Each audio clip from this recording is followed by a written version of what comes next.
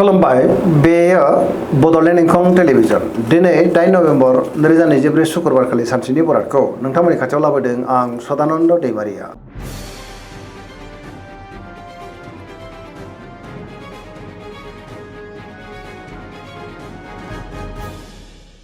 सिगां फरायनो लादों मेष राशि गिबि हांखो अ ल दिनैनि साना जोबोद मोजां गोसोखौ दिनै जोबोर गोजोननाय मोनगोन सुखुखौ गोरलैयैनो फेजेननोबो हागोन आरो जेरावबो देरहासार जागोन गुबुनखौ अननो रोंगोन सोरजोंबा बाख्नाय जानोबो हागौ मावनो लानाय खामानिफोरखौ गोरलैयैनो मावफुंनो हागोन देहाया दिनै मोजाङैनो थागोन रांखावरियाव मोजां होनजायो बेफार फालांगियावबो मोजां आयाबो दिनै बांनो हागौ गोबां धोन आरजिनोबो हागोन सोरबा लोगोनिफ्राय थोजासे हेफाजाबबो मोननो हागौ बिमा बिफानिफ्राय अननायफोरखौ मोनगोन न'खराव बिदा फंबायनि गेजेराव अनलायनाय फैगोन गुबुननि गोसोखौ गोरलैयैनो बोनोबो हागोन गोसोनि साननायफ्रा मोगथाङाव जाफुंनोबो हागौ आरो गोसोनि बोलोआबो बांनो हागौ लाइमोनफ्रा जोबोर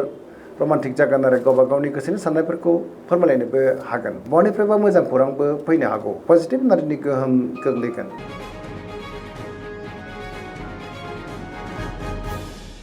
वृष राशि गिबि हांखो इ उ ब दिनैनि साना जोबोर मोजां गोसोखौ जोबोर गोजोननाय मोनगोन गोसोनि बोलोआ बांगोन सिगांनि बबेबा आद्रा खामानिया दिनै मावफुंजानो हागौ गोसोआव गोथों आरो गोग्गो साननाय फैगोन गियाननि आंखाल जानाय नङा समाजाव मान मोनगोन रांखावरियाव मोजां अब्लाबो नाथाय खरसाया बांनो हागौ बेफार फालांगियाव मोजां होनजायो न'खराव बिसि फिसायनि गेजेराव अनलायनाय फैगोन देहाया दिनै मोजाङैनो थागोन अब्लाबो नाथाय जानाय लोंनायाव सांग्रां जानांगोन गुबुननिफ्राय थोजासे हेफाजाबबो मोननो हागौ जायखि खामानि मावानो मोनफ्रोमबो खामानिखौनो दिनै गोरलैयैनो मावफुंलांनो हागोन लोगोफोरनिफ्राय थोजासे अनसायनाय आरो हेफाजाबबो मोननो हागौ गोसोनि साननायफ्रा दिनै मोगथाङाव जाफुंगोन आरो पजिटिभ एनार्जिनि गोहोम गोग्लैगोन धोरोमारि बिथिङावबो गोसो दुंखांनो हागौ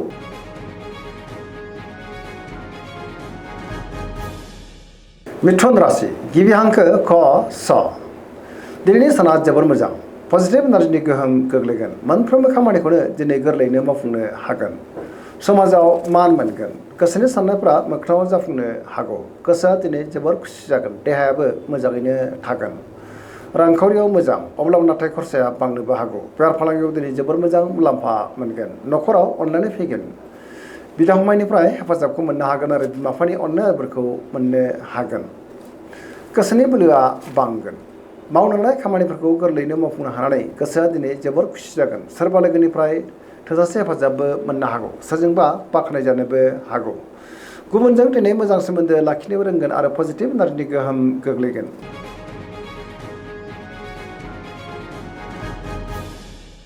कर्कट राशि गिबि हांखो ड ह दिनैनि साना जोबोर मोजां गोसोखौ जोबोर गोजोननाय मोनगोन सोरबा लोगोजों बाख्नाय जानानै गोसोआ दिनै जोबोर खुसि जागोन बहाबा थाङोब्ला दिनै जोबोर मोजां आरो मोजाङैनो हान्थिनोबो हागोन गोसोआव पजिटिभ साननाय फैगोन गोथों आरो गोग्गो साननो रोंगोन गियाननि आंखाल जानाय नङा मावनो लानाय खामानिफोरखौ गोरलैयैनो मावफुंलांनो हागोन सिगांनि बबेबा आद्रा खामानियाबो दिनै मावफुंजानो हागौ रांखावरियाव मोजां बेफार फालांगियावबो मोजां होनजायो न'खराव अनलायनाय फैगोन समाजाव दिनै बयजोंबो मान होजागोन देहाया मोजाङैनो थागोन गुबुननिफ्राय थोजासे हेफाजाबबो मोननो हागौ न'खराव दिनै सोरबा आलासि फैनोबो हागौ फरायसाफ्रा दिनै फरायनायाव गोसो दुंखांगोन आरो मोजां फिथाइ मोनगोन गुबुनजों मोजां सोमोन्दो लाखिनोबो रोंगोन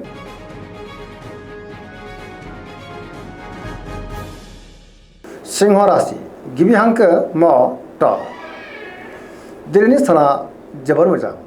गोथों आरो गोग्गो साननो रोंगोन गियाननि आंखाल जानाय नङा पजिटिभ साननो हागोन मावनो लानाय खामानिफोरखौ दिनै गोरलैयैनो मावफुंलांनो हागोन सोरबा लोगोनिफ्राय थोजासे हेफाजाबबो मोननो हागौ बहाबा दावबायनो एबा हान्थिनो खाबु मोनगोन आरो मोजाङैनो हान्थिनोबो हागोन रांखावरियाव जोबोर मोजां अब्लाबो नाथाय खरसायाबो बांनो हागौ बेफार फालांगियाव दिनै जोबोर मोजां मुलाम्फा मोनगोन गोसोनि साननायखौ गुबुननो फोरमायनोबो हागोन न'खराव अनलायनाय फैगोन बिदा फंबायनिफ्राय थोजासे हेफाजाब मोनगोन देहाया दिनै मोजाङैनो थागोन अब्लाबो नाथाय जानाय लोंनायाव सांग्रां जानांगोन गोसोआ जोबोर रमान्टिक जागोन आरो गावबा गावनि गोसोनि साननायखौ लाइमोनफ्रा फोरमायलायनोबो हागोन पजिटिभ एनार्जिनि गोहोम गोग्लैगोन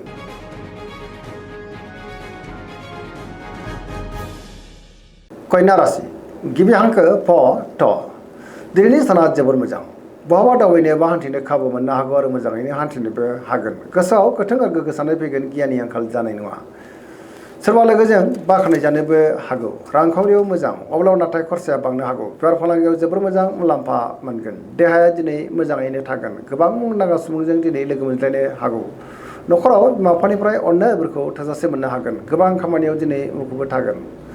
सोरजोंबा बाख्नाय जानानै गोसोआ दिनै जोबोर खुसि जागोन पजिटिभ एनार्जिनि गोहोम गोग्लैगोन सेंग्रा सिख्लाफ्रा गावबा गावनि गोसोनि साननायफोरखौ दिनै फोरमायलायनोबो हागोन गोसोआव जोबोर गोजोननायबो फैनो हागौ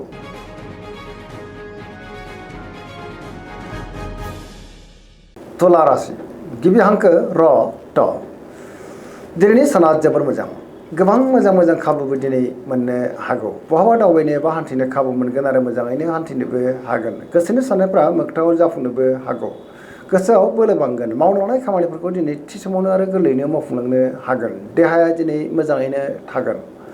रांखावरियाव मोजां अब्लाबो नाथाय खरसाया बांनो हागौ बेफार फालांगियाव मोजां होनजायो न'खराव अनलायनाय फैगोन बिदा फंबायनिफ्राय थोजासे हेफाजाबखौ मोननो हागोन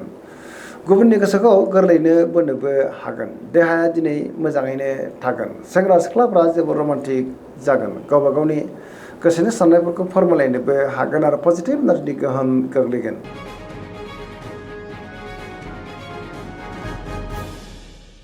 वृश्चिक राशि गिबि हांखो न स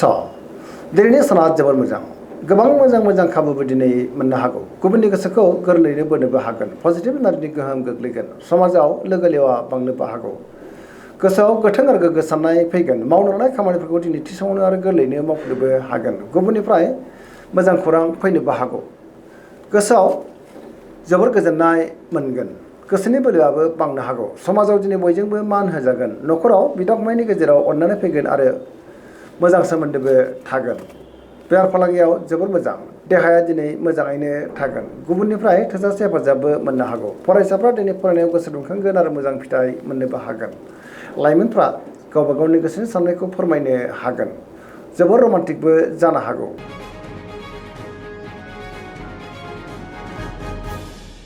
धनु राशि गिबि हांखो ध फ भ दिनैनि साना मोजां आरो गाज्रिनि गेजेरजों बाबेलांनो हागौ गोसोनि साननायफ्रा टेबर नांगोन गुबुननि थाखाय दिनै नाङा फाङा जेंनायाव गोग्लैनांनोबो हागौ सुथुरनि गाज्रि नोजोर थानोबो हागौ मोनफ्रोमबो बिथिङावनो सांग्रां जानाया गाहाम मावनो लानाय खामानिखौ मावफुंनो हायोब्लाबो माबा नङा मोनसे गोरोन्थिबो मावफ्लांनो हागौ रांखावरियाव बारा मोजां नङा नाङा फाङा खरसायाबो बांनो हागौ बेफार फालांगियावबो दिनै बारा मोजां नङा होनजायो गुबुनजों मोजां सोमोन्दो लाखिनो गोब्राब जागोन न'खराव बिदा फंबायनि गेजेराव अननानै फैगोन अब्लाबो नाथाय नेगेटिभ एनार्जिनि गोहोमबो गोग्लैनो हागौ मोनफ्रोमबो बिथिङावनो सांग्रां जानाया गाहाम लाइमोनफोरनि गोसोआ दिनै जोबोर आला खाला जानोबो हागौ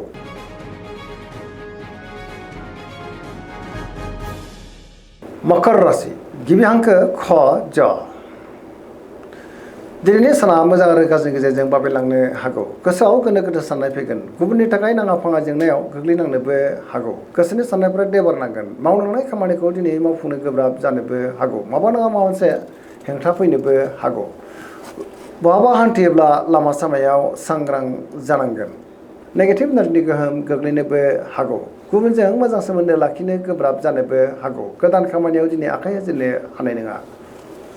बिदा फंबायनिफ्राय हेफाजाबखौ मोननो हागोन सेंग्रा सिख्लाफ्रा गावबा गावनि गोसोनि साननायखौ फोरमायलायनो हागोन फरायसाफ्रा दिनै फरायनायाव गोसो दुंखांगोन आरो मोजां फिथाइ मोननो हागोन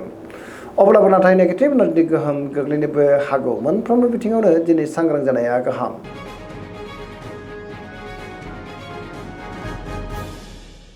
कुम्भ राशि गिबि हांखो ग स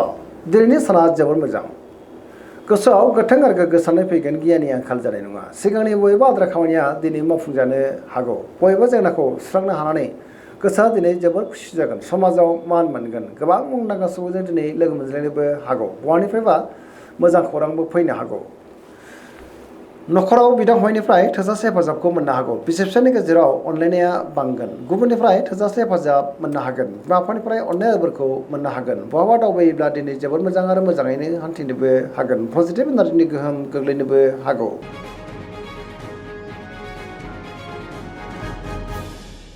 मीन राशि गिबि हांखो ड स दिनैनि साना मोजां आरो गाज्रिनि गेजेरजों बाबेलांनो हागौ गोसोआव गोनो गोथो साननाय फैगोन गुबुननि थाखाय नाङा फाङा जेंनायाव गोग्लैनांनोबो हागौ गोसोनि साननायफ्रा टेबर नांगोन रांखावरियाव दिनै बारा मोजां नङा, नाङा फाङा खरसायाबो बांनो हागौ, बेफार फालांगियाव दिनै बारा मोजां नङा होनजायो। सोरबा लोगोजों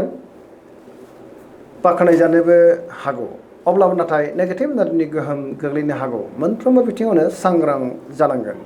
लाइमोनफोरनि गोसोआ दिनै जोबोर आला खाला जानोबो हागौ।